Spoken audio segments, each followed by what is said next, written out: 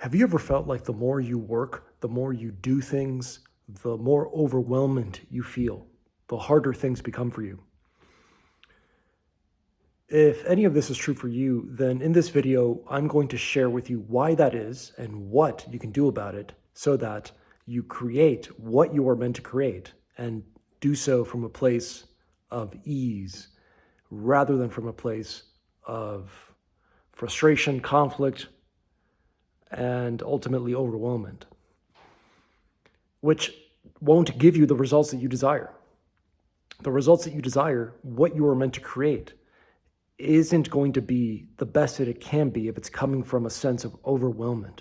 It's not going to be the best that it can be if it's coming from frustration and a desire to resist the now, a desire to resist what is.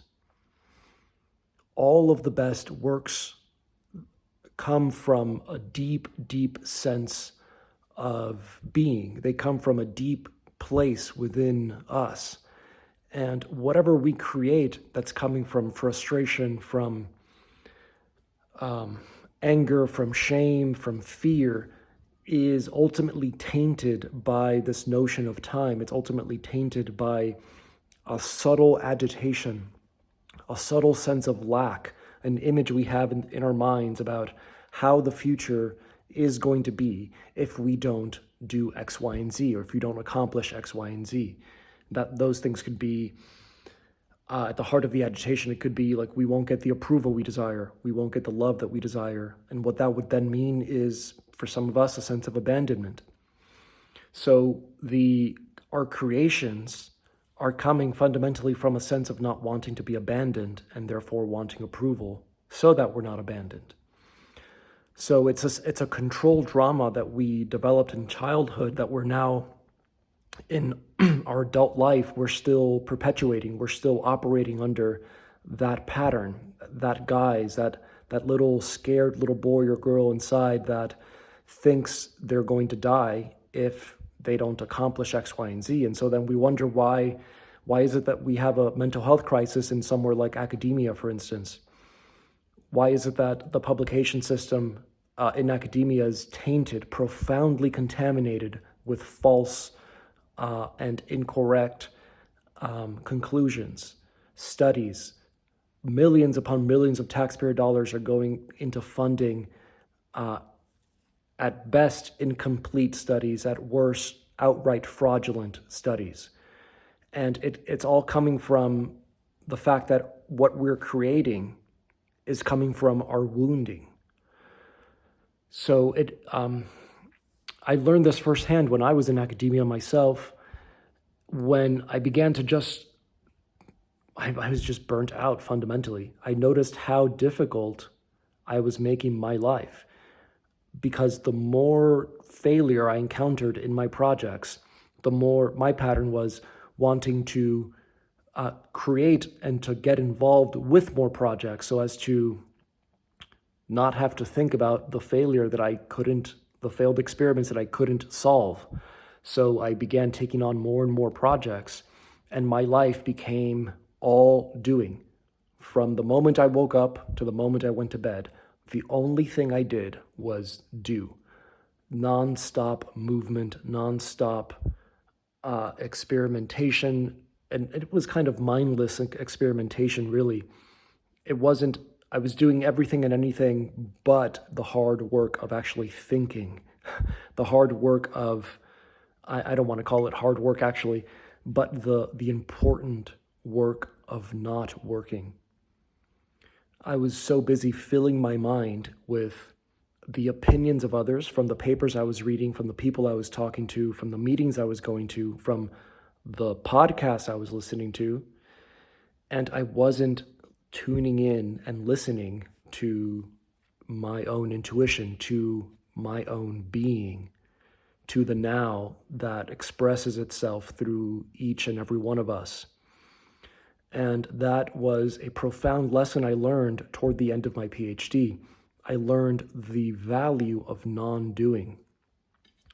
And this came to a head for me where when I found myself competing with another lab to finish my PhD work, I had been working at it really, really hard for 5.5 years or so.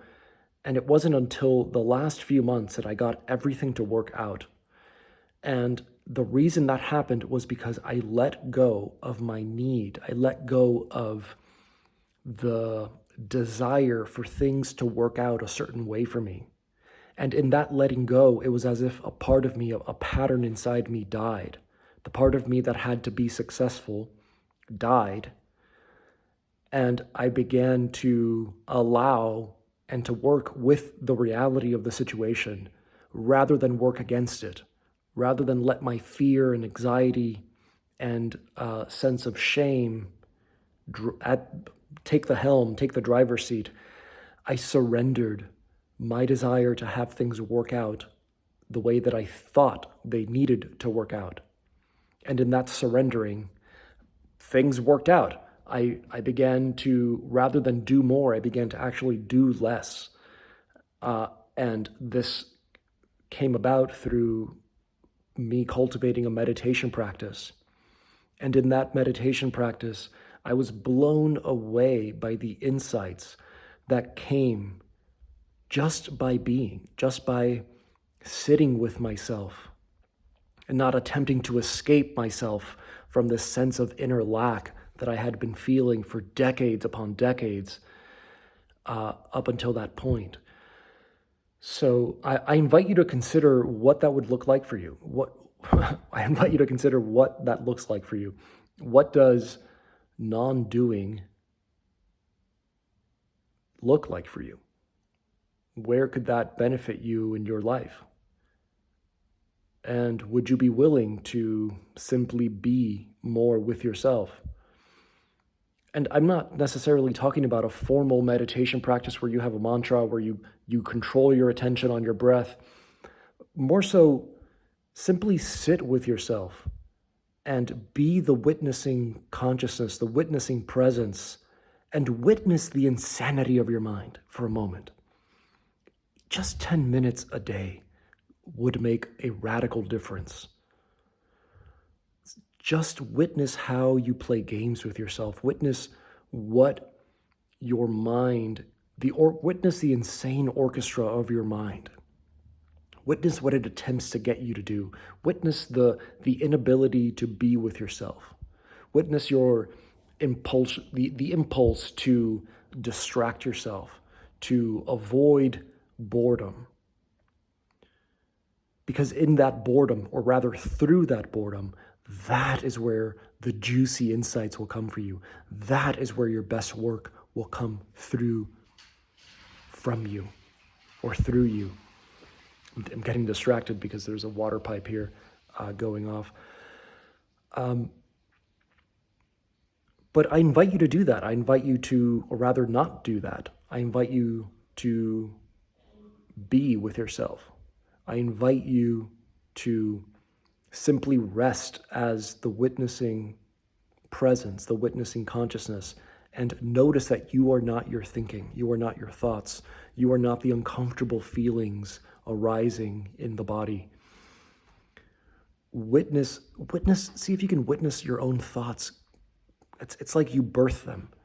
These thoughts come through the mind, and it's as if they become their own entity, it's like a psychological form, a psychological object that's created and then dies. And you're not that. You're not those psychological objects. You're not those thought forms. But they're so captivating. You might even witness yourself being drawn into a really powerful image that the mind creates that seems really real, that seems really important.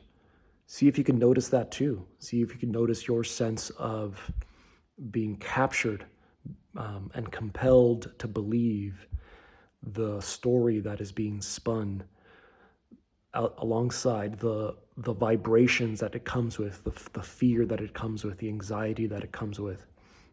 Rest as that witnessing presence and just simply allow yourself to witness the mind. I promise this will serve you. More non-doing. Do that.